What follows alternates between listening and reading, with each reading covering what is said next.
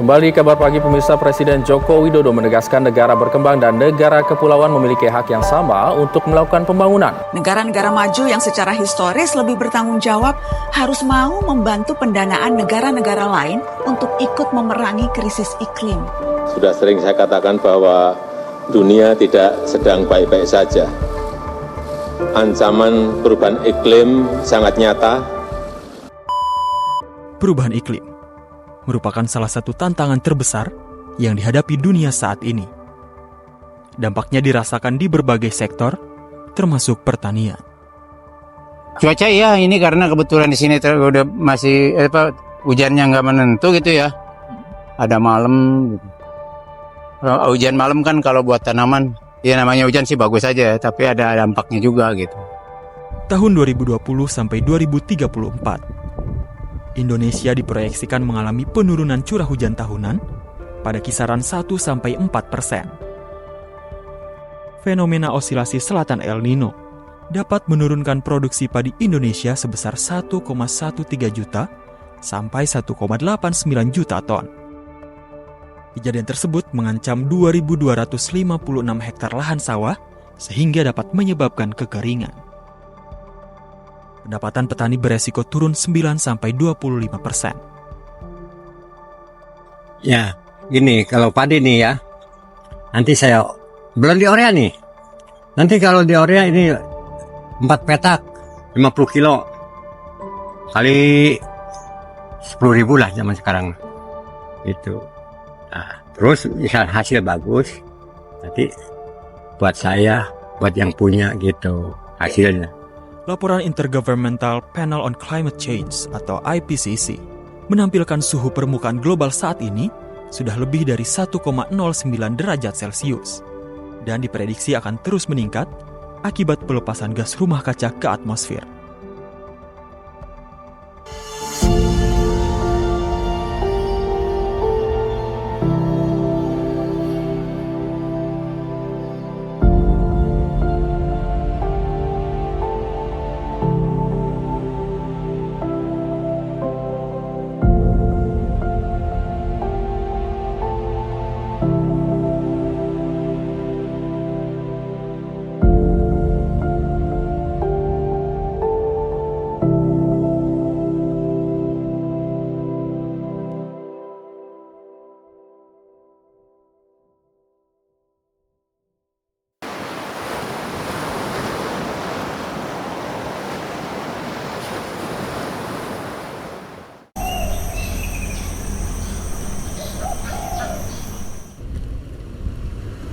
Desa Pangumbahan terletak di pesisir selatan Kabupaten Sukabumi, Jawa Barat. Sebuah desa yang dikenal dengan keindahan alam dan memiliki berbagai potensi sumber daya alam lainnya, termasuk potensi terjadinya krisis iklim. Peningkatan suhu dan curah hujan tidak menentu merupakan dampak perubahan iklim yang dirasakan petani. Akibatnya, para petani merasa kesulitan dalam menentukan pola tanam. Kalender musim yang selama ini menjadi patokan seolah tidak lagi relevan. Krisis iklim ini sesuatu yang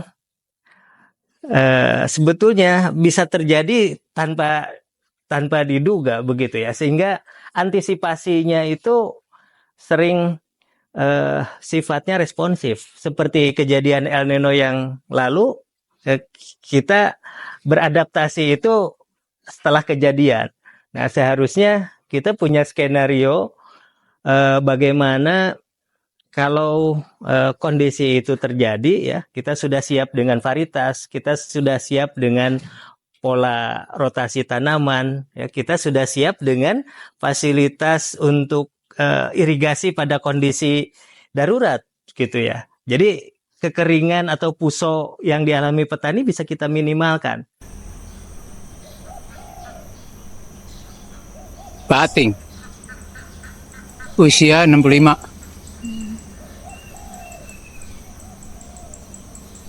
Iya, dari hama gitu. Jadi Walang sangit apa? memicu hama ya Pak? Iya, hama itu. Ada. Penyakit ya. Kalau hama orang ngambilnya dia dari pohon. Ya. Dari bawah dia ngambil. Tapi alhamdulillah selamat. Nggak kena itu. Cuman walang sakit aja yang turun banyak, tapi nggak mengganggu sih, masih bagus lah istilahnya. IPB University, institusi pendidikan yang lahir dari embrio pertanian, berkomitmen dalam mengatasi berbagai permasalahan yang dihadapi petani. Satu di antaranya adalah melakukan mitigasi perubahan iklim. Dilakukan pengembangan inovasi varietas padi unggulan, yakni varietas yang memiliki karakteristik tahan terhadap serangan hama dan penyakit, berumur genjah, hemat penggunaan pupuk hingga 25%, hemat penggunaan air 10-20%, dengan hasil produksi 10-20% lebih tinggi jika dibandingkan dengan varietas lainnya. Ya, nah memang pertanian itu bagaimanapun harus bisa menyesuaikan pada karakteristik iklim, ya, dan sedapat mungkin harus punya daya lenting atau resiliensi. Nah, resiliensi itu kita upayakan antara lain dengan pendekatan secara genetik, yaitu kita menggunakan varietas yang cerdas iklim. Nah, di samping itu juga kita harus menyiapkan infrastruktur yang memadai ya untuk mendukung kecukupan air, mendukung kebutuhan tanaman dalam siklus hidupnya. Sehingga kita juga melalui pendekatan ini memasang perangkat pemantau cuaca yang bisa kita monitor melalui perangkat internet di Bogor, begitu ya, kita akses untuk mendapatkan gambaran karakteristik iklim di sana seperti apa, sehingga penyesuaian varietas yang digunakan, kalender tanam, dan kesesuaian pola tanamnya bisa beradaptasi pada kondisi yang harus kita hadapi di lokasi. Mengintegrasikan teknologi untuk meningkatkan produktivitas, adaptasi dan mitigasi perubahan iklim. IPB University melakukan pendekatan pertanian cerdas iklim dengan mendirikan stasiun cuaca di Desa Pangumbahan. Melalui stasiun cuaca ini diharap dapat mengatasi permasalahan petani akibat perubahan iklim yang terjadi.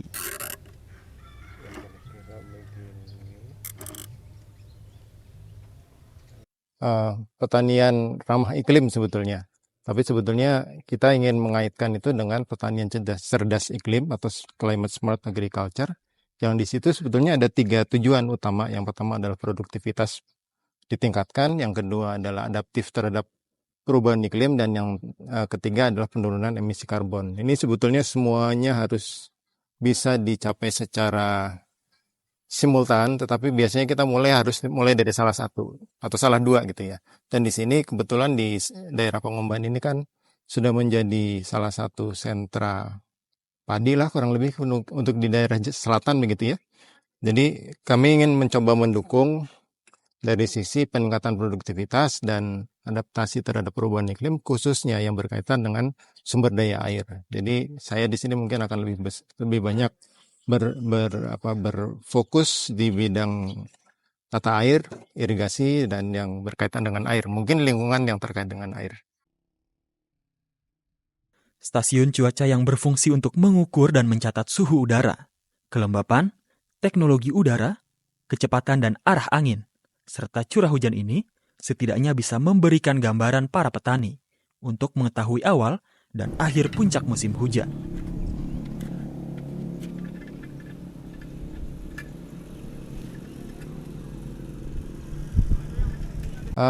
Salah satu faktor yang paling atau parameter yang paling penting adalah data cuaca ya. Data cuaca ini kan di situ ada curah hujan. Kemudian dengan informasi cuaca kita bisa informasi dari kondisi atmosfer, dari cuaca itu kita bisa menghitung kebutuhan air, evapotranspirasi seperti itu.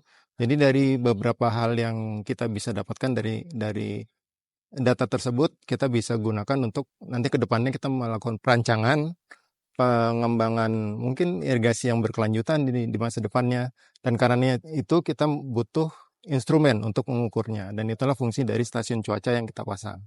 Jadi dari stasiun cuaca kita akan dapat radiasi atau penyinaran matahari, curah hujan, temperatur, kelembaban, dan kecepatan angin. Model pengelolaan stasiun cuaca ini dilakukan secara partisipatif oleh para petani di Desa Pangumbahan, menunjukkan bahwa IPB University tidak hanya melakukan intervensi melalui penerapan teknologi, melainkan pengarus utamaan konsep pengelolaan secara berkelanjutan. Saya Mulyana, saya sebagai Kepala Desa Pangumbahan, Kecamatan Cilacap, Kabupaten Sukabumi. Selama saya jadi Kepala Desa, memang dari IPB belum ada yang KKN atau apapun, tapi ke belakang memang mahasiswa IPB sering melakukan penelitian ataupun KKN atau apa namanya yang dari program-program pendidikan itu dan melakukan di Desa Pangumbahan. Banyak kerjasama yang sudah kita jalin dan alhamdulillah hasilnya positif.